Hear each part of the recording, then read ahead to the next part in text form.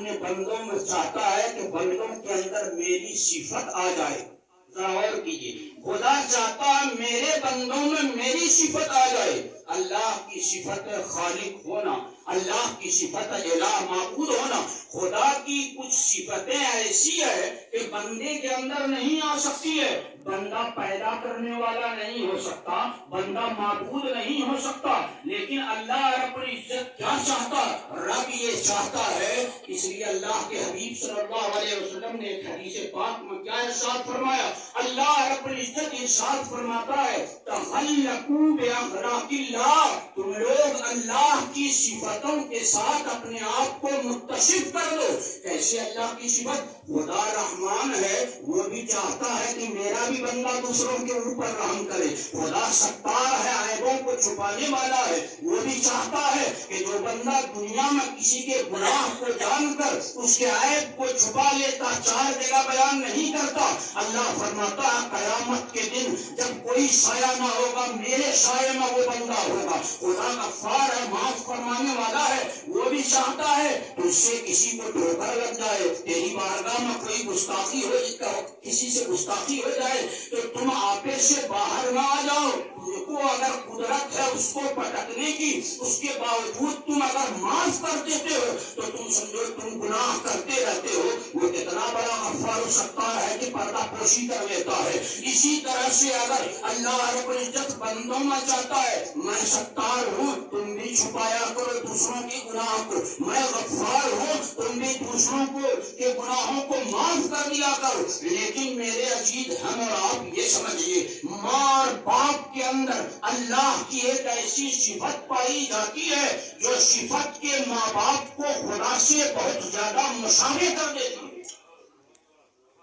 ذرا بہت باریک بات بول رہا ہوں, آپ یہ نہ کہیے گا کہ مولانا صاحب کفر اور شرک والی بات تو نہیں بول رہے. خدا سے ماں باپ خدا سے بہت مشابہ ہو جاتے, یعنی خدا کی صفت سے, خدا کا کی زمین کے اوپر اللہ کی صفت کا سب سے عظیم مظہر اگر کوئی ہے تو وہ ماں باپ ہوا کرتے ہیں. ماں باپ ہوا کرتے ہیں. سمجھیے کیسے ہم اور آپ نماز میں پڑھتے ہیں تو کیا کہتے ہیں, الحمدللہ رب العالمین. درود پاک پڑھیے. اللہم صلی علی سیدنا سفینا حبیبی نعرہ رسالت, یا رسول کلمہ اہل سنت, نعرہ تکبیر, نعرہ رسالت. صلی اللہ علیہ نبی وآلہ صلی اللہ علیہ وسلم. صلی اللہ علیہ صلاۃ و سلام علیک یا رسول اللہ صلی اللہ تعالی علیہ وسلم. ہم اور آپ جب نماز پڑھتے کیا کہتے ہیں, الحمدللہ رب العالمین. شروع کرتے ہیں تمام تعریف اللہ کی ہے جو سارے عالم کا, سارے جہان کا کیا ہے, رب ہے, سب کو پالنے والا, سب کو پیدا کرنے والا. جب رب کوئی مسلمان بولتا ہے تو دماغ کہاں جاتا ہے, اللہ تبارک و تعالیٰ کی طرف. کیا ہم میں سے کوئی بندہ کبھی اپنے ماں باپ کو رب کہتا ہے؟ کیا ہم میں سے کوئی بندہ اپنے ماں باپ کو رب نہیں کہتا. ہر بندہ کسے اللہ رب العزت کو رب کہتا ہے. لیکن اس رب تبارک و تعالیٰ سے اگر پوچھئے تو زمین پر اللہ رب العزت نے اگر کسی انسان کے لیے اس لفظ کا استعمال کیا ہے تو اپنے لیے کیا اور ساتھ ساتھ ماں باپ کے لیے کیا ہے. قرآن پاک میں کیا ارشاد فرمایا, وَقُلْ, اپنے ماں باپ کو لا تَقُلْ لَهُمَا اُفٍّ, اف نہ کہا کرو. وَقُلْ لَهُمَا وَلَا تَنْهَرْهُمَا, ان کو کبھی جھڑکا نہ کرو. وَقُلْ لَهُمَا قَوْلًا كَرِيمًا, جب بات کیا کرو تو میٹھی کیا کرو. اور آگے اللہ رب العزت نے کیا ارشاد فرمایا کہ وَاخْفِضْ لَهُمَا جَنَاحَ الذُّلِّ مِنَ الرَّحْمَةِ, اپنے ماں باپ کے لیے رحمت کے بازو ہمیشہ پھیلایا کرو. وَقُلْ رَبِّ ارْحَمْهُمَا كَمَا رَبَّيَانِي صَغِيرًا, اور اللہ کی بارگاہ میں ہاتھ اٹھا کر یہ دعا کیا کرو, رَبِّ ارْحَمْهُمَا, اے میرے پروردگار میرے ماں باپ کے اوپر رحم فرما دے. كَمَا رَبَّيَانِي, جیسا کہ یہ میرے ماں باپ دونوں کے دونوں بچپن میں میرے رب تھے. ذرا غور کیجیے, اللہ رب العزت نے کیا فرمایا, کما ربیانی. رب کہتے ہیں ربیا, دو کو بولنے کے لیے ربیا کہا جاتا ہے. ربن کا معنی پرورش کرنے والا. اللہ رب العزت نے کیا فرمایا, جیسے اللہ نے اپنے لیے رب کا لفظ استعمال کیا, ماں باپ کے لیے رب کا استعمال کیا. کیوں استعمال کیا، دونوں کی مشابہت کو ذرا دیکھ لیجئے. خدا کہتا ہے قرآن پاک میں کیا کہتا ہے، یا ایھا الناس انا خلقناکم من ذکر و انثی، اے لوگو ہم نے تم کو پیدا کیا ہے مذکر اور مؤنث سے، مرد اور عورت سے. ساری کائنات کو اللہ کہتا ہے سب کو، اس کو ہمیں سب کو اللہ نے پیدا کیا. ہم دنیا میں دیکھتے ہیں کہ ظاہری طور پر ہمیں پیدا کرنے والے ہمارے ماں باپ ہوا کرتے ہیں. خدا کہتا ہے کہ ہم رازق ہے، رزق دینے والے. ہم دیکھتے ہیں کہ دودھ پیتے بچے کو دودھ پلانے والی اس کی ماں ہوتی ہے. ہر طرح کی محنت و مشقت کر کے طرح طرح کی چیزیں لا کر دستیاب کرنے والا اس کا باپ ہوا کرتا ہے. اللہ کہتا ہے رازق ہم ہیں، لیکن ہر بچے کو دنیا میں ظاہری اعتبار سے رزق دینے والے ماں اور باپ ہوتے ہیں. اللہ کہتا ہے خالق ہم ہیں، لیکن ظاہری اعتبار سے ماں حقیقت میں بچے کو جنم دینے والی ہوتی ہے. اسی مشابہت کی بنیاد پر رب نے اپنا نام زمین پر ماں باپ کو دیتے ہوئے کما ربیانی کہا کہ رب حقیقت میں اللہ رب العزت ہے، لیکن اس رب نے پیدا کرنے اور رزق دینے کا ذریعہ زمین پر ماں اور باپ کو بنا دیا ہے. اس لیے اللہ رب العزت نے ارشاد فرما دیا کام میرا ہے، لیکن دنیا میں ماں باپ وہ ظاہری طور پر وہ کام کر رہے ہیں. اس لیے بچوں سے اللہ رب العزت نے فرمایا رضل رب فی رضل والدین، اگر ان کو خوش کر لو گے تو اللہ خوش ہو جائے گا، ان کو ناراض کر لو گے تو اللہ رب العزت ناراض ہو جائے گا. سبحان اللہ سبحان وقل رب ارحمہما کما ربیانی صغیرا، اور یہ دعا کیا کرو اے ہمارے پروردگار جیسا کہ یہ دونوں ہم پر رحم فرماتے رہے ہمیشہ، تو بھی ان کے اوپر رحم فرما. یہ آیت کریمہ یہ بھی بتا رہی ہے کہ ماں باپ کے لیے مغفرت کی دعا جب تک زندہ رہے تب بھی بال بچے کریں، اور موت ہو جانے کے بعد بھی بال بچوں کو ماں باپ کے لیے مغفرت کی دعا کرنا چاہیے. اللہ رب العزت نے قرآن کریم میں اپنے ماں باپ کے لیے رحم کی دعا کیا کہیے. حضرت سفیان ابن عیینہ سے پوچھا گیا ماں باپ کے لیے رحم کی دعا، ان کا شکریہ ادا کس طرح سے کرنا چاہیے؟ محدثین نے اللہ کے کلام کو کیسے سمجھا، مفسرین نے خدا کے کلام کو، اس کی گفتگو کو کس طرح سے سمجھا. ہم اور آپ اللہ کا شکر ادا کرنے کے لیے 5 وقت نماز ادا کرنے جاتے ہیں. خدا کی عظیم نعمت، ہوا بند کر دے منٹ بھر نہیں رہ سکتے. پیسہ لے رہا ہے کیا؟ دینے والا کون؟ پانی اگر بند کر دے 2 4 10 20 گھنٹہ 25 گھنٹہ کے بعد کام ختم. پانی دینے والا کون؟ اللہ تبارک و تعالیٰ ہی تو دے رہا. آپ کھنتے رہ جائیے، سمرسیبل طرح طرح کی چیزیں نکالتے رہ جائیے، یہاں سے وہاں کوشش کیجئے، لیکن یہ بتائیے کبھی ایسا ہوتا ہے کہ آپ خوب بورنگ کر لیتے ہیں اور پتہ چلتا ہے لاکھوں خرچ کرنے کے بعد کہ کھارا پانی آ گیا. اللہ فرماتا ہے قرآن پاک میں افرأیتم الماء الذی تشربون، جس پانی کو تم پیتے ہو ذرا اس کو غور سے دیکھتے ہو کیا؟ تو ہم اور آپ تو دیکھتے ہیں اس کو غور سے کہ کہیں اس میں کوئی کیڑا تو نہیں پڑ گیا ہے، کوئی گرد و غبار تو نہیں ہے، کوئی ایسی چیز تو نہیں ہے، اسی میں غور سے دیکھتے ہیں. اللہ تعالیٰ نے یہ نہیں فرمایا افرأیتم الماء الذی تشربون، جس پانی کو تم پیتے ہو اسے غور سے دیکھتے ہو کیا؟ کیا غور سے دیکھتے ہو کیا؟ اانتم انزلتموہ من المزن ام نحن المنزلون، بادل سے اسے تم اتار رہے ہو یا اس پانی کو ہم اتارنے والے. لو نشاء جعلناہ اجاجا فلولا تشکرون، اگر ہم چاہیں تو تم ہزاروں فیٹ نیچے کنواں کھن لو، سمرسیبل گاڑ لو، ہم اگر چاہیں تو اسے میٹھا نہ بنائے بلکہ کھارا پانی کر دے تو کیا کر سکتے؟ یہ ساری نعمتیں، پانی کے بغیر انسان نہیں رہ سکتا، کھانے کے بغیر انسان نہیں رہ سکتا، ہوا کے بغیر انسان نہیں رہ سکتا. یہ تمام چیزیں انسان کو جو دستیاب ہے یہ کس کی طرف سے؟ اللہ رب العزت کی طرف سے. اس پاک پروردگار نے اسی لیے کہا انسان کے اوپر سب سے زیادہ اگر احسان کسی کا ہے تو اس کا اللہ رب العزت کا ہے. اور اللہ رب العزت اللہ کے حبیب صلی اللہ علیہ وسلم جو صحیح راستہ بتانے والے ہیں ان کا ہے. اور دنیا میں رشتہ داریوں میں اگر سب سے زیادہ کسی کا احسان اگر ہے تو تو وہ کون ہوا کرتے ہیں؟ ماں اور باپ ہوا کرتے ہیں۔ اس لیے اللہ رب العزت نے قرآن پاک میں جگہ جگہ پر حکم بھی دیا اور عظمتوں کی بھی بیان کر دیا۔ وَوَصَّيْنَا الْإِنسَانَ بِوَالِدَيْهِ، ہم نے انسان کو وصیت کر دی ہے ماں باپ کے بارے میں۔ کیا ماں باپ کے بارے میں وصیت کی ہے؟ ماں بھی ہے اور باپ بھی ہے، لیکن ہمیں اور آپ کو یہ سمجھنا، باپ کو اللہ کے حبیب صلی اللہ علیہ وسلم نے جہاں ماں کے بارے میں یہ ارشاد فرمایا کہ جنت میں جانا چاہتے ہو تو جنت ماں کے قدموں کے نیچے۔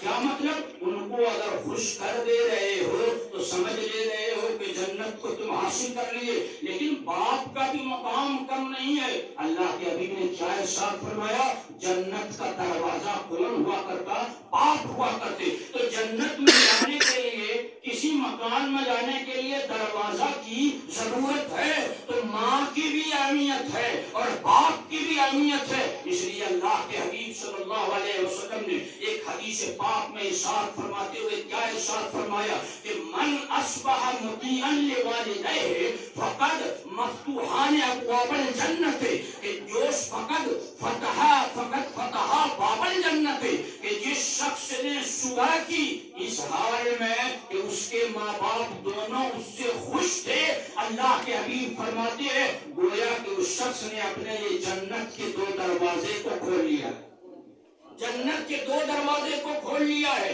اور اگر تم میں سے کسی شخص نے ومن اصبح مشیعا لوالدیہ، اور تم میں سے کوئی شخص نے صبح کیا، اس حال میں صبح کیا ہے کہ اپنے ماں باپ کو ناراض کر دیا ہے۔ اگر ماں باپ کو ناراض کر دیا تو گویا کہ اس نے جنت نہیں بلکہ جہنم کے 2 دروازے کو کھول دیا ہے۔ ماں بھی قابل احترام ہے، باپ بھی قابل احترام ہے، لیکن ماں نے جو تکلیف اٹھائی ہے، ایک تکلیف میں ماں ایسی جگہ پر ہے کہ باپ کی کوئی شرکت اس میں نہیں ہے۔ ہمارے جسم پر دیکھیے، ایک پر ایک اگر کوئی چینٹی کاٹ لیتی ہے، یہاں پہ تھوڑا سا ہونٹ بھول جاتا ہے، سوجن آ جاتا ہے، تو ایسے ایسے دن میں 50 مرتبہ چھوتے رہتے ہیں۔ تھوڑی سی اگر کہیں برے نکل آتی ہے، پریشان ہو جاتے ہیں۔ اتنے بڑے وجود کو لے کر کس طرح سے ماں 9 مہینے تک، وہی ماں بننے سے پہلے کیسے آواز لگانے پر دوڑتی چلتی پھرتی ہے، لیکن جب بچے کا وجود جسم میں آ جاتا ہے تو ماں کہیں دوڑنے والی رہتی تو اپنے پاؤں کو سنبھال لیتی، رات میں کروٹ لینے والی رہتی ہے تو سنبھالتی ہے کہ بچے کو کوئی تکلیف نہ ہو جائے۔ اس لیے آقا کریم صلی اللہ علیہ وسلم نے ارشاد فرمایا، پہلے قرآن میں اللہ نے فرمایا وَوَصَّيْنَا الْإِنسَانَ بِوَالِدَيْهِ، ماں باپ دونوں کے ساتھ اچھا سلوک کرو، لیکن ماں کا مقام حملتہ امہ کرہا ووضعتہ کرہا، اس کی ماں نے، یعنی ایک ماں نے بچے کو پہلے پیٹ میں تکلیف اٹھائی ہے، پھر جنم دینے کی تکلیف ہے۔ اس لیے اللہ کے حبیب نے ارشاد فرمایا، پوچھا کیا یا رسول اللہ، میری نعمت کا، میرے احترام کا سب سے پہلا سلوک اور سب سے اچھا سلوک کس کو ہونا چاہیے؟ تو اللہ کے حبیب نے کیا ارشاد فرمایا، تمہاری ماں والدتو کا، امو کا، تیری ماں۔ پھر پوچھا یا رسول اللہ کس کے ساتھ اچھا سلوک کریں؟ اللہ کے حبیب نے 3 مرتبہ کیا ارشاد فرمایا، تیری ماں، اور چوتھی مرتبہ رسول پاک نے ارشاد فرمایا والدتو کا، تیرے باپ۔ یعنی ماں کی بھی عظمت اپنی طرف ہے، باپ کا بھی احترام ہے، دونوں قابل احترام ہے، لیکن اسلام میں ماں کی فضیلت کو زیادہ بیان کیا گیا۔ اچھا 2 چیزیں، ایک آخری بات یہاں پر بتا دوں، ماں ہے اور باپ ہے، بال بچوں کے لیے دونوں قابل احترام ہیں، لیکن ایک بات سمجھیے، خدمت عظمت کے لحاظ سے بال بچوں کو چاہیے کہ ماں کو زیادہ ترجیح دیں گے باپ کے مقابلے، ماں کو باپ کے مقابلے میں ترجیح دیں گے۔ اور ایک ایسا کیا ماں کو باپ کے مقابلے میں ترجیح دیں گے؟ فتاوی کی کتاب پڑھیے، باہر سے ماں اور باپ دونوں آئے، تھکے ہوئے ہیں، بیٹی ہو یا بیٹا ہو پانی لے کر جائے تو حکم دیا گیا ماں کو پہلے پانی پلاؤ، بعد میں باپ کو دو گے۔ کوئی سامان ہے دینے کی ضرورت ہے کھانے پینے کی تو माँ को पहले तो माँ का करने वाला कौन, बाप, वो भी बूढ़ा हो गया परेशान, वो कहाँ जाए, पहले खिदमत करनी है तो माँ का एहतराम ज्यादा उनको पहले दीजिए, बाप को आप बाद में दीजिएगा, लेकिन हुक्म के एतबार से। इसीलिए फुक़हा फरमाते हैं माँ खिदमत के लिहाज से पहले खाना पीना पानी देना दवाएं तकलीफ पहले माँ की तरफ पढ़ो फिर बाप की तरफ पढ़ो। लेकिन माँ बाप दोनों है, जहाँ पर हुक्म मानने की बात आएगी तो इस बात को भी याद रखिए, घर के अंदर सरदार बाप हुआ करता है, हाकिम बाप होता है, फैसला करने वाला बाप होता है। तो आजकल ये चलता है कि देखिएगा माओं को कि वो अपने बाल बच्चों को सबको ज्यादा ननिहाल की तरफ अपने माँ बाप और खाला की तरफ मामू की तरफ पूरी कोशिश करेंगे। और अगर जाना है फूफी के यहाँ शादी में, जाना है चचा के यहाँ शादी वगैरह में अगर जाना है तो बहुत बड़ा पखेड़ा बनना चालू हो जाता है। बच्चा बीच में फंसा हुआ है कि जाएंगे किधर जाएंगे। मेरे अजीज ये समझना चाहिए और औरतों को भी अच्छी तरह से ख्याल रखना चाहिए। इस्लाम ने औरत को इतना आजाद कर दिया है कि इस्लाम में बच्ची पैदा होती है जिम्मेदारी माँ और बाप के ऊपर, जब तक शादी वाली नहीं है माँ और बाप के ऊपर। शादी हो गई है, निकाह में क्या बोला जाता है लड़की के, ये कहा जाता है इतने इतने महर के एवज में अलावा नान और नफका और सुगना के रहने का मकान देगा लड़का, खाना पीना कपड़ा सारा कुछ देगा कौन, लड़का। बच्ची इस्लाम में पैदा होती है, माँ बाप की जिम्मेदारी है, वाजिब है उसको पूरा करना। वहां से निकले शौहर के पास जाए, शौहर जहां से लाए नान नफका सारी चीजें उसके ऊपर वाजिब है। औरतें खाओ और मस्ती से रहो और घर के सुकून को और अच्छा माहौल बनाए रहो। जहाँ तक इताअत की बात बच्चे, बाप ने कहा चचा के यहाँ पर शादी है लड़की की चलना है, माँ ने कह दिया अगर गए तो टांग तोड़ देंगे। अब अल्लाह रब्बुल इज्जत इरशाद फरमाता है अर्रिजालु कव्वामूना अलन निसाए, हाँ बाल बच्चे माँ बाप के झगड़ा में बीच में ना पड़िए कि कभी इसका सपोर्ट कीजिएगा तो बाप को तकलीफ, कभी बाप का सपोर्ट कीजिएगा तो माँ को तकलीफ। बाल बच्चे हट जाइए, या तो दोनों को समझाने की कोशिश कीजिए, किसी की तरफदारी कभी ना कीजिए। और हुक्म मानने की जब बात आ जाती है तो खुदा कहता है अर्रिजालु कव्वामूना अलन निसाए, बाप जानता है कि हमें उससे प्रधान से भी मिलना है, हमें उससे भी काम पड़ा रहता है। दुनिया की सारी जरूरतों को यहाँ वहाँ से इकट्ठा करना मर्द का काम होता है। इसलिए घर में हाकिम के एतबार से हाकिमियत अल्लाह रब्बुल इज्जत ने बाप को अता की है।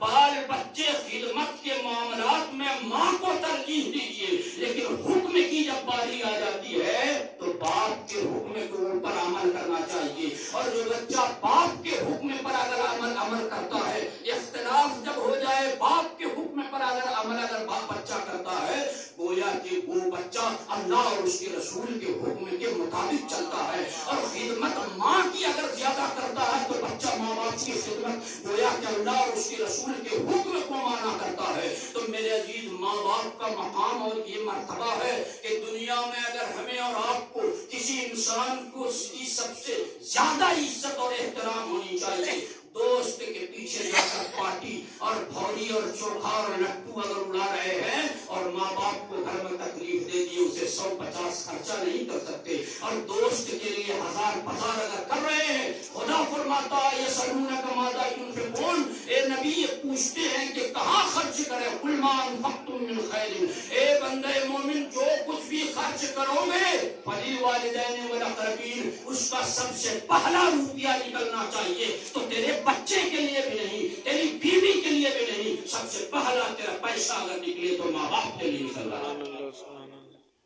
मेरे अजीज अल्लाह तबारक व तआला जब तक जिंदा है माँ बाप तब तक भी उनका हक है, वफात पा जाए तब भी। ये अगर कोई आपको समझाता है कि मरने के बाद भी ये सब मना रहे हैं आप, इसका सवाब पहुंचता है क्या, वो ऐसा आदमी गोया कुरान को पढ़ा ही नहीं। हम नमाज़े जनाज़ा जिनका इंतकाल हुआ हमारी इस्लामी खातून का, इस्लामी बैंक का, उनका सबका नमाज़े जनाज़ा पढ़ी जाती है कि नहीं? हमारा सबकी नमाज़े जनाज़ा पढ़ते हैं।